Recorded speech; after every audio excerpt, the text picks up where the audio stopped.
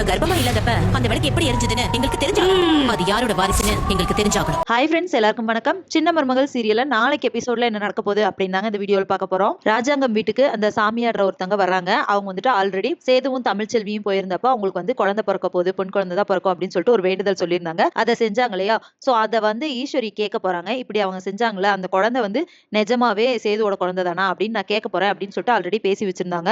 இப்ப அந்த சாமியாடி அந்த அம்மா கிட்ட வந்து கேக்குறாங்க இதே கேள்வியை.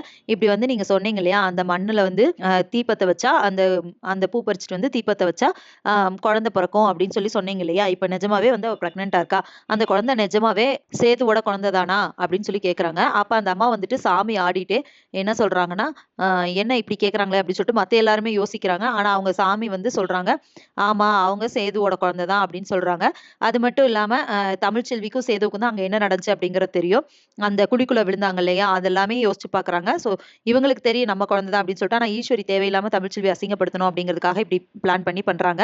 ஆனா அவங்க சாமியாடி கடைசியில என்ன சொல்லிடுறாங்கன்னா, ஆமா இது கண்டிப்பா சேதுவோட குழந்தை தான் அப்படின்னு சொல்லிடுறாங்க. சொல்லி தமிழ்ச்செல்வி எல்லாத்துக்கு முன்னாடி சந்தோஷமா நிம்மதியான ஒரு பேரை வந்து வாங்க வைக்கிறாங்க. சோ இதுக்கப்புறம் என்ன நடக்க போகுது அப்படிங்கறத இனி வர்ற வீடியோல ஒன்னொன்னா பார்க்கலாம் ஃப்ரெண்ட்ஸ். அது வரைக்கும் வெயிட் பண்ணுங்க. நன்றி, வணக்கம்.